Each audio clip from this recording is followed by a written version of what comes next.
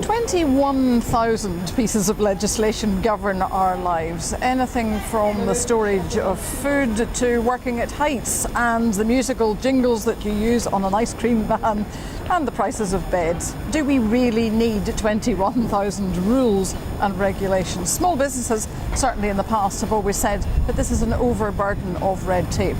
Terry Irwin joins me, MD of TCii, Strategic and Management Consultancy. Terry, I know that you work with both small businesses and big businesses. That's right. But small businesses in particular fear that this is an overburden of red tape. They want to get rid of it. The government wants to get rid of some of it too. It's thrown down its red tape challenge. Is there really an overburden of red tape? Well, certainly on the basis of the clients we deal with, there's certainly been some reaction to this, particularly with Vince Cable's comment that the feedback that they get is going to be assumed to be correct unless government ministers can prove that's not the case. So if we as small businesses say get rid of this piece that's no longer of any use to us, ministers will have to prove it has to stay. That's what we understand, yes. And a lot of the small businesses we work with who should we say, are suffering, seem to have responded quite positively to that. What are they saying then? What are small businesses saying is wrong with the regulation we've got? Well, it's just complexity and things that don't seem to make sense and yet do restrict the business. It could be anything from, for instance, we're working with a bakery client whose geographical expansion has been tremendously slowed, in some cases prevented by planning regulations. We've got another client who, with a new building that they're getting constructed, has to put in no smoking signs all around the building, and they're saying, well, is that really necessary these days? Don't we all know that you can't smoke inside? Exactly. So there are all sorts of things like that that don't seem to make any sense, don't seem to serve any real purpose, and yet are restricting the small businesses from growing, basically because of the administrative burden and the cost of implementing them. Employment legislation, health and safety legislation, small businesses quite often moan about those, but really, where would we be without them? Well, certainly there's no question that the level of protection for the employee is a lot greater now than it was in the past. But the other side of the coin is some small businesses really are finding it difficult to bear the burden of the cost.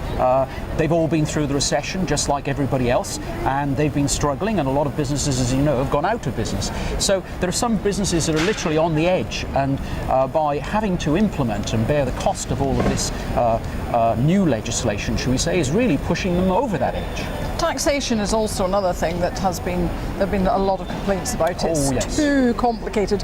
But the government has set up the Office of Simplification of Taxation. They are going to tackle this. Well, this is it, but some of the comments we're getting back are, well, why wasn't taxation included in this red tape removal exercise? Because it clearly says it's a separate issue, and there's a certain feeling there that perhaps the red tape that's going to be removed is the red tape that doesn't really have the most significant effect on the businesses, but does have the most significant effect on the government. So we're all quite cynical about this from what you're saying. There's a certain amount of cynicism, but there's also a degree of optimism as well. There's a lot of our smaller clients are very pleased with this whole exercise of looking at red tape. You know, someone really taking it seriously, someone trying to do something about it. Of course, the proof of the pudding is going to be the eating, so we shall see what happens when the recommendations for removal of red tape go through.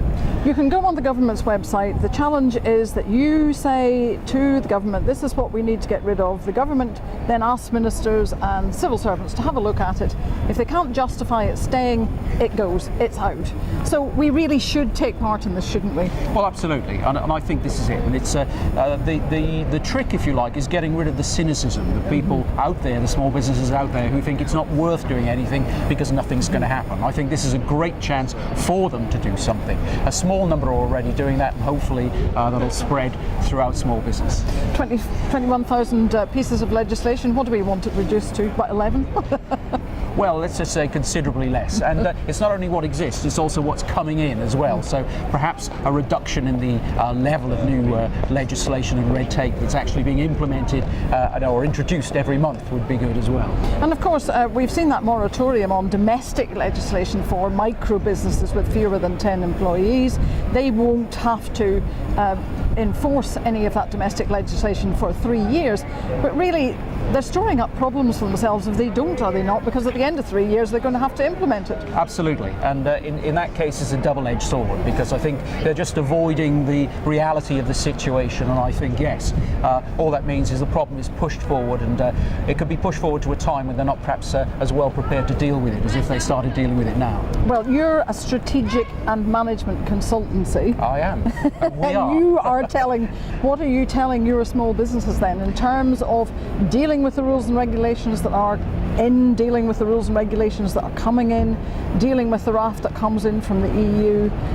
Well, we're plan it in, I take it. We're telling them to plan it in. I mean, it's coming. We're also making them aware of the vehicles like this cutting back of the red tape that exist, where they can, should we say, raise their voices and be heard to do something about that. And we're also pointing out that if they don't take an opportunity like this, it's ultimately going to reflect against the growth of their businesses. And the government has started with the retail sector, standing here surrounded by shops. Come on, guys. Get in there, get your voice heard. What's wrong with the retail regulations at the moment? Let the government know. Stand up and be counted. Stand up and be counted. Terry, thank you very much indeed. You're very welcome. Thank you. Bye.